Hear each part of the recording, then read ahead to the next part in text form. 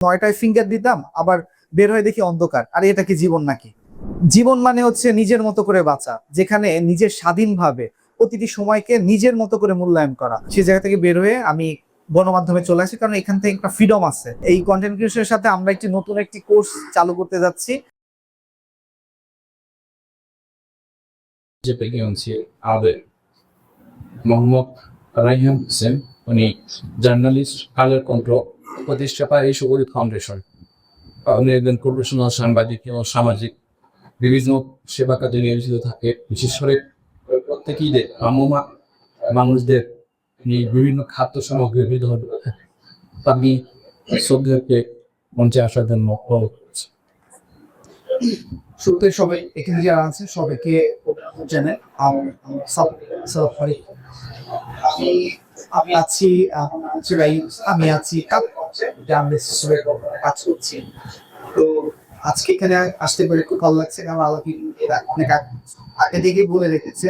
তো একটু অসুস্থ, তারপর আলামিনের জন্য ছুটে আসা। এমন আলামিন হচ্ছে এমন একটা পার্সন, ঘরের কথাটাও ওর সাথে শেয়ার করি, ও আমার সাথে শেয়ার করে, আমি ওর সাথে। একটা মানুষের মধ্যে কতটুকু ভালো বা একটা আন্তরিকতা থাকলে একটা মানুষের সাথে মিশতে পারে।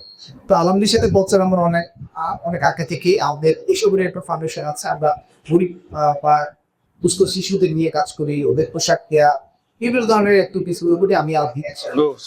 তো সেই জায়গা থেকে আলমিনের সাথে পথ চলা।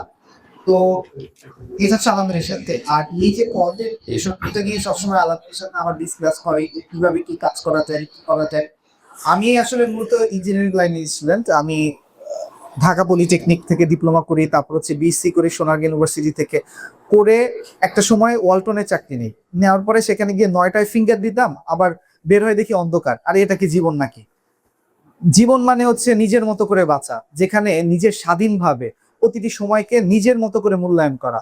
আমার সময়কে যদি অন্যকে মূল্যায়ন করে, তবে সেটা আসলে নিজের জন্য বাঁচা না, অন্যের জন্য বাঁচা। সেই জায়গা থেকে বের হয়ে আমি গণমাধ্যমে চলে আসি, কারণ এখান থেকে একটা ফ্রিডম আছে, নিজের মত প্রকাশের স্বাধীনতা আছে, বা নিজে একটি জায়গায় ফ্রিল্যান্সিং যেটা বলে আর কি, সেভাবে নিজের মতো করে কাজ করা যায়।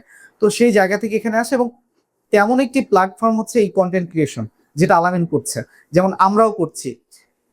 এটি আসলে একটি জায়গা, যে জায়গা হচ্ছে আপনারা যারা এখানে আছেন, এই আমরা যারা কাজ করছি ফিল্ডে, এখানে ইন্টারন্যাশনাল গণমাধ্যমেও কাজ করা যায়, দেশে কাজ করা যায়, নিজের জন্য কাজ করা যায়।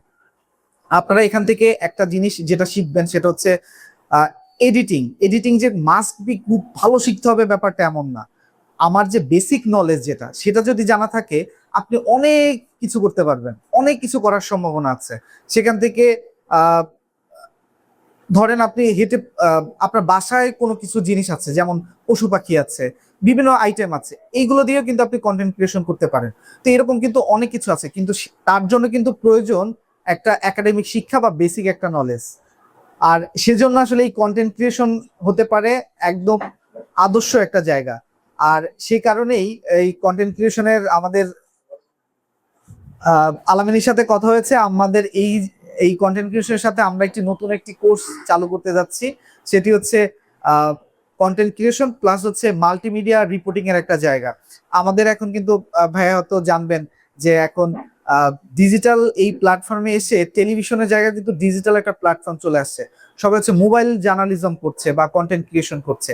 সেই জায়গাটা কিন্তু আমাদের বাংলাদেশে ব্যাপক চাহিদা আছে। ব্যাপক বলতে অনেক, কিন্তু সেখানে সুশিক্ষার অভাব আছে। মোবাইল দিয়ে যে কেউ নেমে যাচ্ছে মাঠে, এটা একটা খারাপ দিক আছে। আবার ভালো দিকও কিন্তু আছে, যারা সুশিক্ষিত তারা কিন্তু সেটাকে ব্যবহার করে অনেক দূর চলে যাচ্ছে। কারণ আপনি একটা যদি কন্টেন্ট ভাইরাল, একটা যদি ইস্যু, সেটি যদি আপনার ফোন দিয়ে ক্যাপচার করেন, সেটা আপনি রয়টার্সকে দিতে পারবেন, বিবিসি কে দিতে পারবেন। আর সেটার মূল্য অনেক, তারা ডলারে ইনকাম করে, মানে তারা ডলারে পেমেন্ট করে, বা অনেক সুযোগ সুবিধা রয়েছে। তো আলামের সাথে আমরা সেদিন কথা হয়েছে, আমরা খুব শীঘ্রই একটা কোর্স চালু করতে যাচ্ছি। সেটা হচ্ছে কন্টেন্ট ক্রিয়েশন এবং হচ্ছে মাল্টিমিডিয়া জার্নালিজম। যদি আপনাদের মধ্যে কেউ এখান থেকে তো আপনারা তো জানেনই যে আলামিন কিভাবে শিখিয়ে থাকে বা তার যে এক্সপিরিয়েন্স সেটার সাথে আরো যুক্ত হবে, যেখানে আমাদের বাংলাদেশের গণমাধ্যমের বেশ অনেকেই যারা ভালো ভালো জায়গা আছেন তারা এসে এখানে ক্লাস নেবেন। আমরা এইটার মধ্যে দিয়ে আমরা চাই যাতে এই সেক্টরটাতে সকলের কাজ করার একটা সুযোগ থাকে এবং সবাই যাতে সুন্দরভাবে একটি সুন্দর বাংলাদেশ গড়তে পারে সেই জায়গাতে তারা অংশগ্রহণ করতে পারে। তো আজকে আমাকে এখানে যেহেতু আসার বা এখানে কথা বলার সুযোগ করে দেওয়ার জন্য সবাইকে ধন্যবাদ। আর সবার সাথে পরিচয় হতে পেরে ভালো লাগলো। সবাইকে ধন্যবাদ।